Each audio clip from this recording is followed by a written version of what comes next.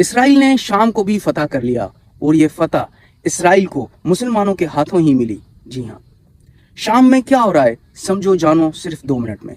शाम में बशार उल असद की हुकूमत है। यह हुकूमत उनको अपने वालिद साहब के विरसे से मिली।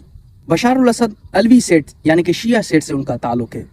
ईरान में जब इनकलाब आया तो इनके वालिद साहब ने ईरान के इनकलाब में बहुत बड़ी मदद की थी, जिसकी वजह से ईरान भी शाम की मदद करता आ रहा है। और दूसरी वजह यह है कि शाम का कुछ हिस्सा इसराइल से लगता है, इसराइल के बॉर्डर से लगता है, और इसी वजह से ईरान शाम में अपनी प्रॉक्सीज को हमास, लबनान और दूसरी जो एजेंसीज हैं उसको वो कंट्रोल करता है या उनको फीड करता है।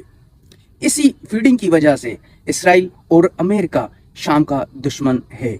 और दूसरी इसकी यह भी वजह है कि शाम का एलाय रूस है और रूस का दुश्मन अमेरिका है। और तीसरा दुश्मन यूक्रेन है, क्योंकि यूक्रेन और रूस की जंग आपस में लगी हुई है। बहुत ही कम्प्लेक्स सिचुएशन है। ये आप ऊपर से जो नक्शा देख रहे हैं, ये SDF सीरियन डेमोक्रेटिक फोर्स, ये कुर्दों की एक तंजीम है। कुर्दों की इस एरिया में बहुत बड़ी कम्युनिटी है।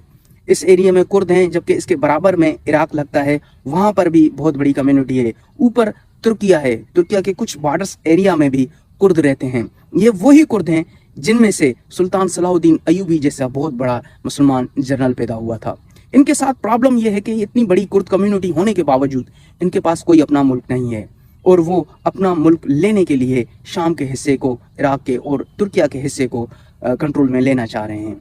तुर्की समझता है कि शामी कुर्द उनके एरिया को कैप्चर करना चाह रहे हैं, और ये हकीकत भी है, जिसकी वजह से वो चाह रहे हैं कि शामी कुर्दों और तुर्की के बीच में एक बफर जोन बनाया जाए। और उसके लिए तुर्किया ने अपने फोर्सेस को शाम के इंटरनेशनल बॉर्डर में घुसाकर कुछ एरिया कब्जे में बनाकर एक बफर जोन बना लिया है। जो आप ये ब्लू कलर में आप कुछ एरिया देख रहे हैं, ये वही तुर्किया के काबिज फौजों ने एक बफर जोन बनाकर वहां पे रखा हुआ है।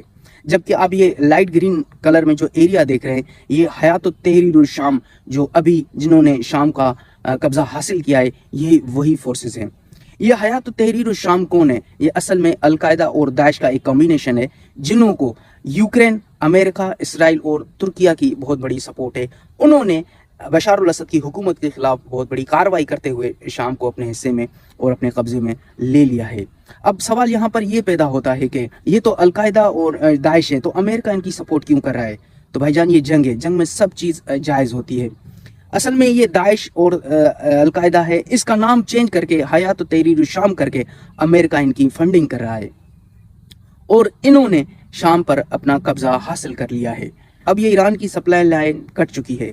अब हमास को और लबनान की हिजबुल्लाह को ईरान कैसे सपोर्ट करेगी, ये तो आने वाला वक्त बताएगा।